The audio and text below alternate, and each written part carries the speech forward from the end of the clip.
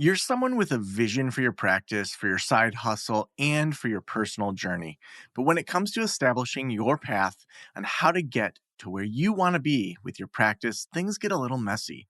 You're also someone who'd prefer to go in person instead of to groups and listening to everyone else's story. To me, it sounds like you could benefit from one on one consulting with our experienced practice of the practice consultants. From $5.95 a month and up, you can work with a consultant that will give you more direction and practical, tried and tested tips matched to you and your goals. For more information, visit practiceofthepractice.com/apply. Again, that's practiceofthepractice.com/apply.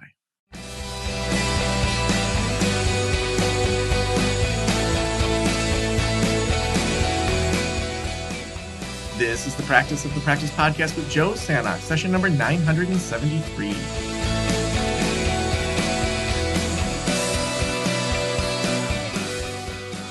I'm Joe Sanok, your host, and welcome to the Practice of the Practice podcast. I am so glad that you are here today. If this is your first time hanging out with us, welcome. I'm really glad you're here. Or if this is your 973rd time and you've listened to every single episode, really glad you're here also. On this show, we cover all sorts of things around private practice. We talk about the business of private practice, marketing, money. We talk about the clinical side. I also love bringing in people that are well outside of our space and to just think through that lens of what else can we do? Because, in grad school, we're taught you can be in private practice. They don't usually teach us much business stuff in grad school around that. But, clinically, we learn those things. We learn about how to be in a nonprofit. But the idea of passive income or creating content, a lot of that still really lags behind in regards to what we kind of think about. And it's interesting because I wrote Thursday is the New Friday. It's nonfiction about the 4-day work week, about slowing down and then speeding up our work. It was so much fun to write that. But there's other aspects of my life that are just like super creative and fun. So every Tuesday I do improv, and that's an improv class. Then we perform once or twice a month. I started this improv troupe called Red Trillium, where we ask the audience for a ridiculous weapon and a ridiculous place to die, and then we have a fake true crime podcast that we do, and the podcaster is sort of like the narrator, and any of us can play that. But then we create a 45-minute improvised sketch that sometimes is funny. I think it usually has funny moments. All about one of our characters getting murdered, and we pull our names out of a hat, and that's the person who gets murdered, sort of like a White Lotus kind of thing. And it's so much fun. The last time we did it, a person got killed with an eggplant in a lighthouse, and so I was this like rich guy that had just got divorced, and there was this sea captain that was totally inept, and we're just like at sea, and then we end up at this lighthouse, and there's like the lighthouse keepers. They did a scene, so it's like this creative outlet for myself, and I've never ever thought about writing a novel or a memoir. I mean, a lot of you have followed me. I've had some crazy stuff happen in the last, couple of years, going on the road trip during the pandemic, and then, uncoupling in the middle of that, my kid's mom leaving, and, now being an unexpected single dad. There's a lot of shit that's hit the fan. So there's some interesting things that have happened, and I hadn't really thought about a novel or memoir, but I have this creativity inside of me. And that's why I'm so excited to talk with Mary Adkins. Mary is a writing coach and founder of the Book Incubator. It's a 12-month program to write, revise, and pitch your novel or memoir. She's the author of novels When You Read This, which was Indie Next Pick Best Book of 2019 by Good Housekeeping and Real Simple. Privilege, which was on today.com, Best Summer Read by the New York Post, Best Book of the Week, and Palm Beach, recently named one of New York Post's best books of 2021. Her books have been published in 13 countries. Her essays and reporting have appeared in the New York Times, The Atlantic, Slate, and more. Also, Mary's a graduate of Yale Law School and Duke. She helps aspiring authors finish their fiction books and memoirs with joy and clarity, and is also the host of the First Draft Club podcast. Welcome to the Practice of the Practice podcast, Mary. Thanks, Joe. I'm really happy to be here. And also, a confession, I'm also an improviser. I was so happy when you said you did improv. What city are you in? Well, I just moved to Dallas. I haven't done anything here yet, but and it's been a couple Oh, years because after I had my kid, I just got busy with other things. But for years, oh, was living in New York, and it was like every night I did it. It was my thing. oh my gosh. Where were you doing it in New York? I was doing it at the Magnet Theater. Oh, nice. Yeah, I went Yeah. to Chicago for an intensive at Annoyance Theater for a week last summer, and there's Oh, people that flew in from like cool. Australia and the UK, and it was like this magical group of like 12 of us that we, performed on the stage, and it was amazing. It was so fun, and I feel like I came back with such a just like different perspective. I've really got into long form. I've really been enjoying that more than kind of the game based. What kind of improv are you into? Well, I was really the last time I did it, I was really into musical improv. So I was Mm, on a musical improv team, and we would go around the yeah. city. We had shows around the city, and oh my gosh, it was just so much fun. So We did a we would musical. perform a musical. We did a musical improv intensive. We've actually done two of those where we brought someone from Chicago up and then performed a full musical thing. Actually, the Traverse City So Comedy fun. Fest last year, Traverse City Comedy Fest, it was huge. This festival that they're putting on now, like Tom Papa came and all these other big stand-ups. Oh, But yeah, wow. we got to do our musical improv, which was I still remember we got the suggestion of Costco, and I ended up doing this the whole like lick about like the tequila coming in a half gallon thing, and it just was like Oh, ridiculous. so fun. I used to I mean, I like I said, I haven't been since I've only been in Dallas a few months, so I haven't done much here yet, but I also used to go to a lot of musical improv. Like I would just love Mm. and regular improv too, but once I would kind of niche down to musical, I was pretty obsessed with it. So I Yeah. love that you're Yeah, I'm doing it. really into that, the, like, genre-based long form. Like, I love the idea of digging into, like, true crime podcasts and, like, what are the tropes of that, Yeah. and it's, like, always, like, kind of a small town with these weird characters, and so when we practice it, we just come up with these bonkers things of, like, what if you were kill and, like, the rule is, like, if you kill someone in the scene, it can't be just, like, a typical, like, you got strangled with a eggplant. It has to be, like, really creative, and so it's, like, all these weird ways of, like, killing someone with a nail file and like you can't just stab them because that's like what's expected. You got to come up with a weird way of doing it. So it's just so funny and it's just I don't think about anything but what I'm doing in that moment. I know, it's so fun and it's so I my one of my favorite memories from improv is I stepped out I stepped out for a song for a number during one of our performances, and I had chosen to be, in the moment it's just so instinctive. It's like you're not really like your frontal cortex is like barely online, right? You're just like Yeah. reacting. And that's what I think is so fun about it as someone who spends so much time just in my head overthinking things. And so um, I had chosen to be a mime, and I realized in that moment I was gonna have to mime an entire song. So, like, we had a pianist and he was playing, but I'm like, now just gonna mime the full song, like the chorus, the verses, and it was so fun and so challenging. I was like, "Can I do this?" And it was like, "I have to do this. I don't have a choice. I Yeah. decided to be a mime." Like, Yeah. and it ended up being like one of my favorite moments doing improv because I spent like 3 minutes just miming an entire song. Well, and I think that so the book Truth and Comedy to me really helped switch my brain around improv where we're improvising all the time. You and I are having a conversation right now. We didn't even talking about improv. And so to just allow that natural stuff to come out in the scene and then have this amazing communal mind when you have people that are at a certain level that they know the basics, you can trust that they're gonna be adding to the scene and not just taking it over or vice versa. Yeah. But it's just amazing how that happens. Now, how does improv or how does that creative side of your brain inform? Let's start personally with your own writing before we talk about you helping other people. When you're writing, like, what's your process to come up with characters or like kind of good storylines and like how does that come out for you? I love that we've started this conversation by talking about improv because it is very similar to me. In improv, you step out and you have a scene partner. So if people aren't familiar with how improv works, it's like typically you're not the only one on stage. Like someone else is there and they're making choices and you're making choices, and it becomes this kind of dance where you're adding to what they're contributing and they're adding to what you're contributing. And for me, the creative process is very much like that too. it can be a little bit harder to figure out who your partner is because it's an idea and not a person. So I'll sit down. So right now I'm working on a new novel.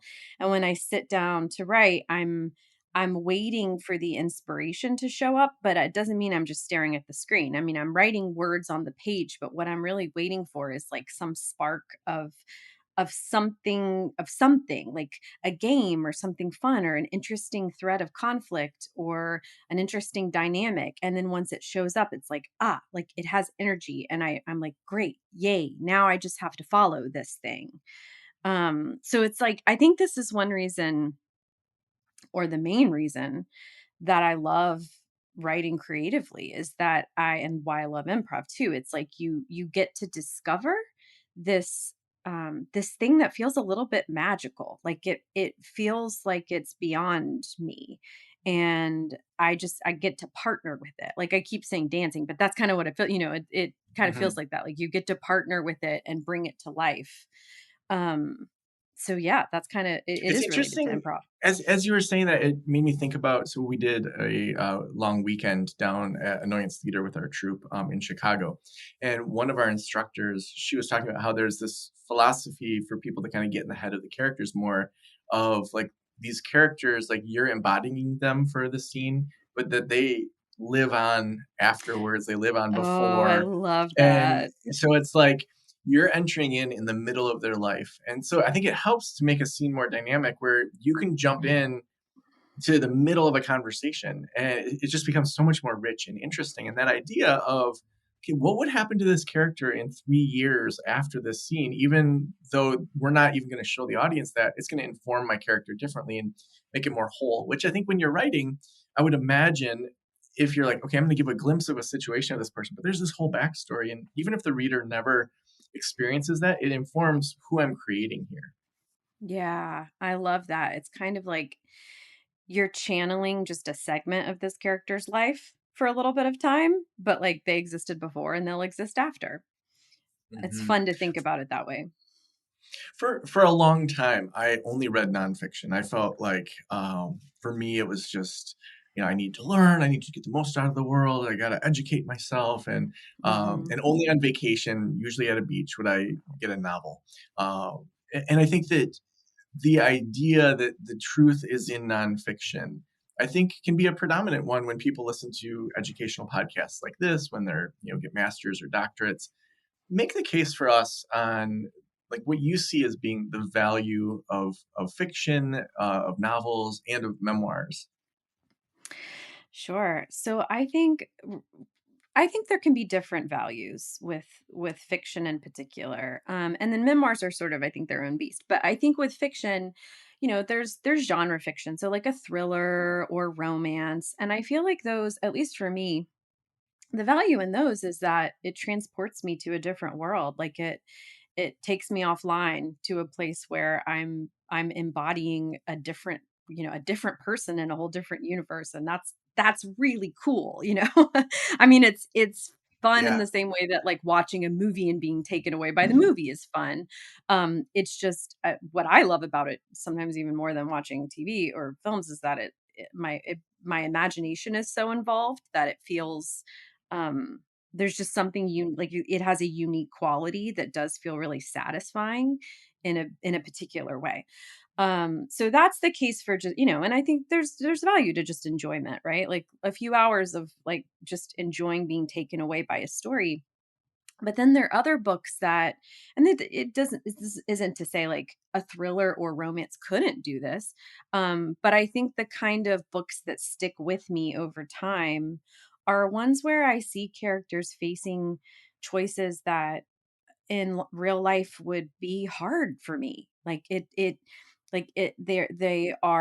They're facing ethical quandaries that are genuinely tough. And I think there's so much value in that. Like, just in terms of navigating the world and trying to figure out who you want to be, what your values are. Um, I think really good storytelling grapples with those kind of questions.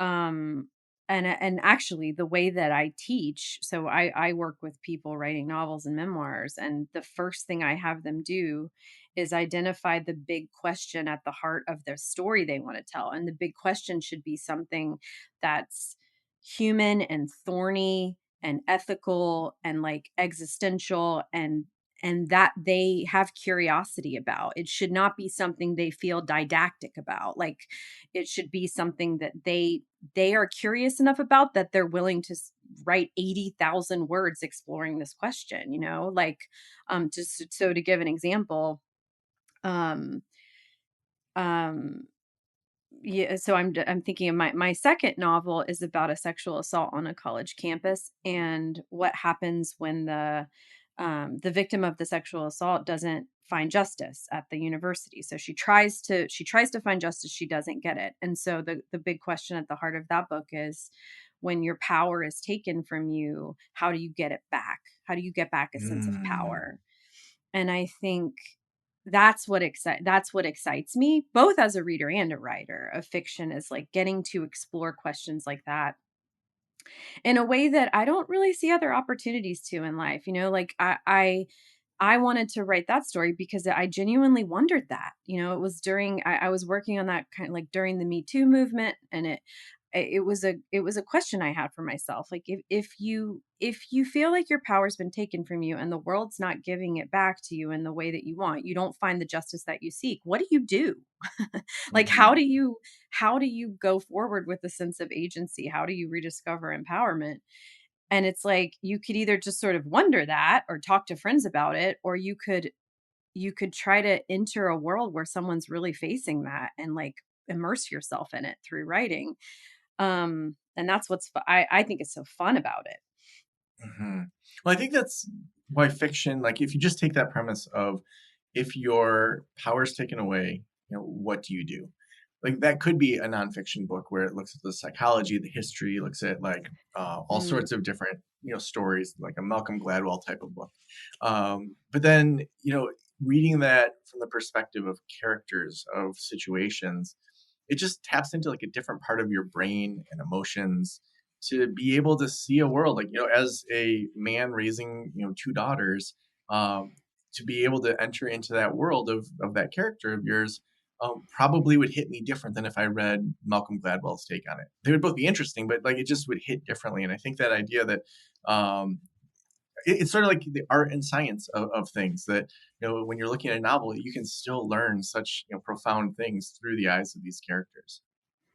yeah, I really like that perspective. And I think it hits differently. And it also is, at least for me, because I also read a lot of nonfiction, but it's such a different experience that there are times when I feel primed to sit down and read a nonfiction book like Malcolm Gladwell or like this book I'm reading right now about how to bring the fun back into productivity. And it's like it's almost like it's just so frontal lobe. I don't know. It's just so like I'm learning something. It's almost like I'm also studying French right now. So it's very much like that. It's like I'm studying French. And then other times, like at the end of the day, especially when I'm just tired, my brain is tired. I It's really hard for me to do that. Like it's hard for me to read nonfiction in the evenings because I'm just in a different headspace. And so that's when fiction can really come in, and I think it can still have value like you're saying it can still address some of the same issues that nonfiction could, but because it just feels it's storytelling, it's experiential, it's just a different experience.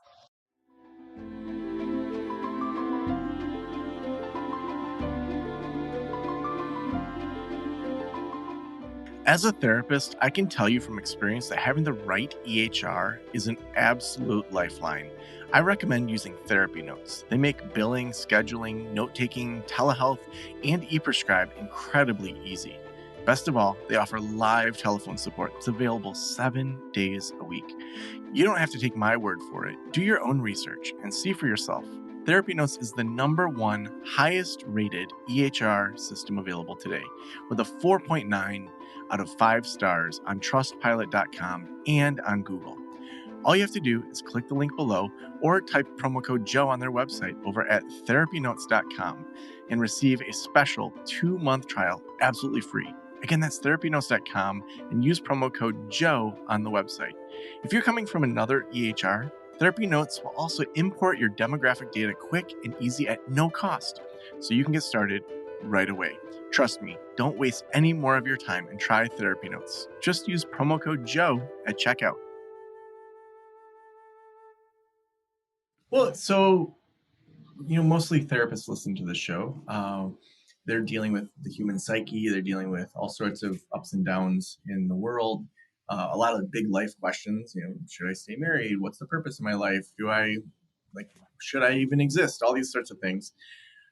For you, from your perspective, as someone that helps writers or aspiring writers, why are therapists positioned to write a novel, to write fiction, to write a memoir? Oh my gosh, they are so well positioned to write novels and memoirs. And I guess I just had never really thought about this until I wound up working with a number of therapists and realizing that they have sort of already done the legwork. They've like laid the groundwork for exploring these kind of things through storytelling, whether it's fiction or nonfiction. So for one, it's what you just said. Like I feel like that, and I hadn't thought of that before until you just said it, but it's like you're working with people who are already asking these big, thorny human existential questions that are also at the heart of novels and memoirs. So it's like being familiar with that landscape and like the contours and the nuance of asking those kind of questions. I think that's super interesting. Another one though that I had thought of before is that I have some lessons, of course, on dialogue because dialogue or people talking back and forth is a big part of writing, of really writing any kind of story. And so one lesson that sort of a rudimentary lesson of dialogue is that people just don't say what we mean for the most part, right? Maybe 5% is what we actually mean. 95% is like trying to get at what we mean or, trying to obscure what we mean, or subconsciously trying to obscure what we mean. But like the power of subtext, and the fact that characters are not really saying what they mean is really foundational to all kinds of storytelling, not just books, but also TV, film, plays. And so this this is something like just that kind of basic fact of human psychology and how we operate is something that therapists already know. Like they seem to come in and just be like, yeah, of course they don't. Like that's not like this is pretty foundational. Whereas people in other professions might need a little bit more like, what? What do you mean we don't say what we mean? Like they just haven't thought about that before. Another example is how human beings deal with trauma and how trauma lives in our bodies, how it ripples through our lives. I mean, I this is really important when it comes to storytelling because storytelling is rooted in conflict. I mean, a story is a conflict and how a character faces that conflict and how their perception changes as a result. And so that's how I think of a story. Like the definition of a story is someone grappling with a problem they can't solve such that ultimately their perspective needs to change. And so if that's the definition of a story, then the question of how our past still stays with us and how it manifests and how we're trying to process it is like the heart of any kind of story. I mean, it's like the exploration of character development is that. It's all psychology. And so I think it's so fun to work with therapists because they're coming in with all of this understanding already. And so it way more like a much deeper understanding than I have as just someone who's a novelist. So it becomes like just getting to explore that through creative choices. Who they want the character to be, what kind of history do they want the character to have? Um, so I think, yeah, it's really cool to me when therapists decide to go this route of writing creatively because I think a lot of times for them it's it's a lot more accessible than they expect it to be. Um, because maybe, maybe they haven't written creatively in since 3rd grade or something. And so Right. they're like, "Oh, well, I'm not equipped." It's like, you're actually very equipped. So, yeah. I think that's something I see when I do when I help someone launch a podcast. That these therapists often will say like, "Oh, it's so intimidating, it's so scary," and then probably by episode like 5 or 6, they're like, "Oh wait, like in therapy, I have people crying in my office within 5 minutes of meeting me. Like Mm. I know how to talk to people." It's like, yes, you already Mhm. have these skills to do an interview. You literally do that for a job. You just haven't framed it that way. What are some of those mindsets in regards to creative writing for therapists in particular that you see kind of standing in the way when they first get started? Well, the big one is the kind of imposter syndrome, kind of like, who am I? Who am I to try this? Like, I haven't had a I don't have a background in this. I don't have an education in this. I haven't gotten an MFA in creative writing. There I see a lot of that, and I think the interesting thing, and I also see a lot of like, well, I should probably start from the beginning, like I should probably try to write a short story before I write a novel. And the cool thing about novel writing is that, or memoir writing, is that most of us who do it just go from 0 to 60. Like I've never written a short story that I thought was any good. I've only written a couple of them, period. I don't know how to write a short story. But I've written and published 3 novels because that it's a completely different format. And I didn't major in English in college. I only took one creative writing class my freshman year of college. I did badly in it. I made a B minus. So it's like, the fun thing about creativity, and I think going back to improv, like I love how, I went from never having been to an improv show to like going to my first improv class, and by the next week I was doing improv all the time. I think the Hmm. fun thing about creativity is that it's this latent thing in maybe all of us, or at least many of us. And it's just sort of there for the taking, and you don't need to have studied it to just start indulging it, to start nurturing it and exploring it. Um so I I think don't, also yeah. it's like if someone says I'm writing this novel because I want to get published and I want to be famous, and if that doesn't happen, I'm not going to be happy. Like that's just such a recipe for not enjoying a creative process and also probably not writing something that's very good. Whereas I Yeah. think similar to improv, where it's like you're going to do some really crappy scenes that just get thrown in the wastebasket, but like for me, I'm there to make myself laugh, to make my friends laugh, and if we happen to make the audience laugh, great. But if I just have a good time for 2 hours, it's kind of self-indulgent. But usually Yeah. that actually makes better improv when it's like, oh, can I make Chad laugh during this scene? Like I want to like make him break Yes. character, and it's like, what can I do that would just make Chad be like, that was the best scene of the year for me, and that just makes funnier things. Like when you look at like Jimmy Fallon breaks character all the time, like when he was in SNL, and to me, I love that you said it's inside all of us. Thinking about my kids, they're 9 and 12, and they just do random things all the time that just entertains themselves. And Mhm. kids do that. They do improv without even thinking it's improv. It's called playing. And as adults, at some point, we get this message that now it's time to get serious and to be an adult and stop doing that. And I just think that's such a dangerous message where man, creative writing or improv or whatever creative outlets we have. Like I joined a curling team because I thought it was a silly sport and I loved it. It was just like, why not try some ridiculous sport? I don't want to go play basketball. I want to go curling.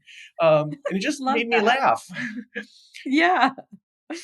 Yes, I completely agree. I really think the best, and I try to remind myself of this because I can get in my head about it. It's at some point, once I started selling novels, it like, it became my work. It was my work. It was how I was paying the bills, right? Like I had a contract. And that at that point, especially, it became really hard to be like, Mary, this is fun. Like you started doing this because it was fun. And I actually believe that when it is fun, I do better writing. When I'm having fun myself, when I'm enjoying, like, when I kind of think of it like, you're charting a path for the reader experientially. So like if you want the reader to find it funny, you need to find it funny. You're the first person. You're like the advanced man. Right? Mm, So if you're not having a good time, why would they have a good time later? Like you're charting the path. And so I really try to cultivate that too. And I love what you said about kids.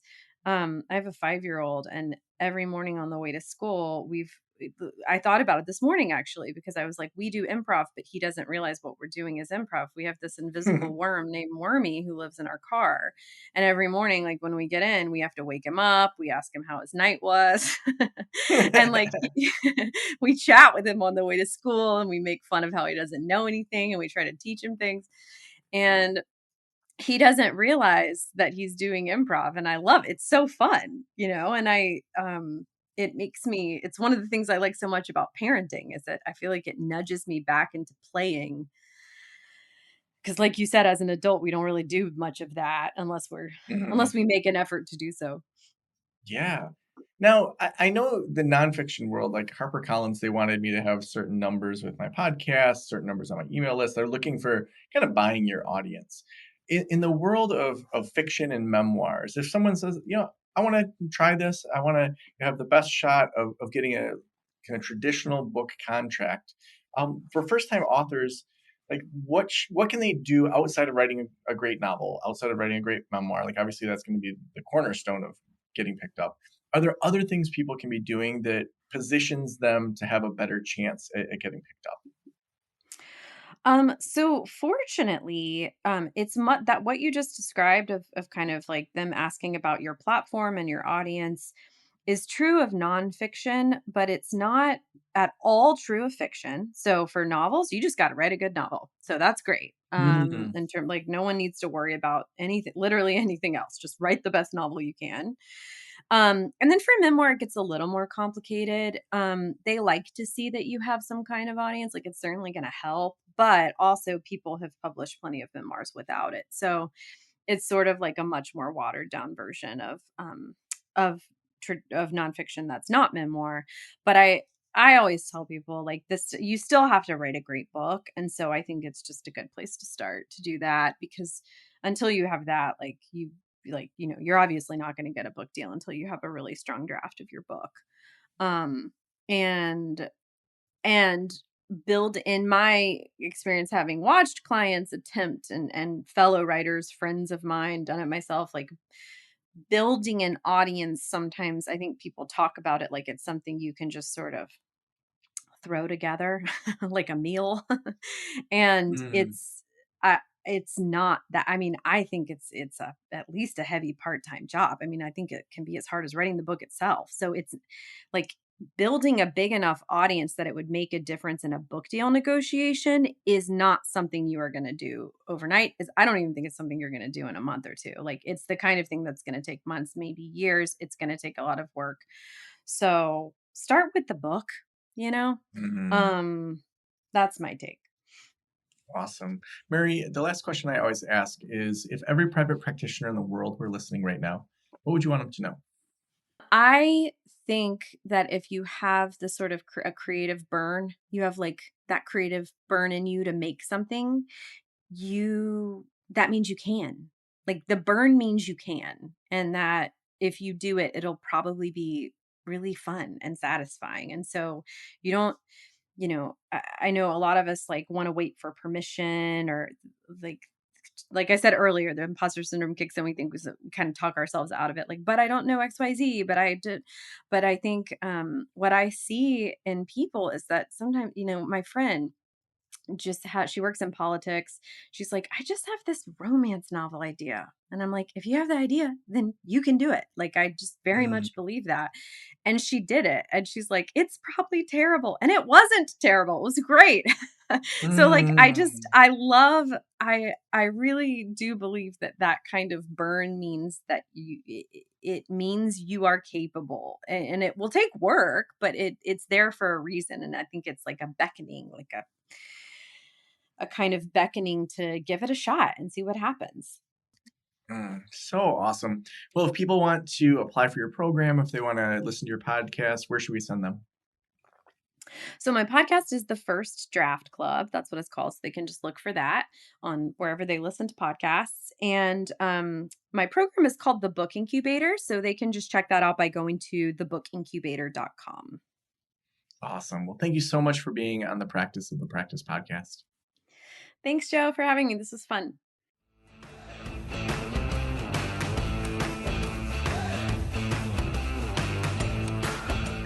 Well, I am inspired. We'll see if it turns into a book. The amount of characters that I just create on a weekly basis in improv, I feel like a lot of them, I'm like, I wonder what happens next, and then the scene's done. So who knows? Maybe there's some fodder there as well. We do the show several times a week, and we have amazing sponsors that have been so supportive of this. We wouldn't be able to do this show without them. Therapy Notes is our sponsor this week. They have the best electronic health records out there. They also, if you are on a platform that you think is adequate or not that great, and you're ready to move over to Therapy Notes, they have customer service people that will help move your entire caseload over, even if you're a big old group practice. So Therapy Notes is awesome. They've been with us for years, but even more importantly, the therapists that we know that use them love the billing transparency. They love how easy it is for their bookkeepers and for their accountants and for the rest of their team to know where they're at, and as the owner to know if progress notes are being done on time, and if credit cards are being charged. All those kind of behind the scenes things can be all within Therapy Notes. So use promo code Joe at checkout to get a couple months for free. They also then know that this podcast works for their advertising dollars, so they keep coming back. They've been with us for years, and we really appreciate that. Thank you so much for hanging out with us today and letting us into your ears and into your brain. Have a great day. I'll talk to you soon. Special thanks to the band Silence is Sexy for that intro music, and this podcast is designed to provide accurate and authoritative information in regard to the subject matter covered. It is given with the understanding that neither the host, the producers, the publishers, or guests are rendering legal, accounting, clinical, or other professional information. If you want a professional, you should find one.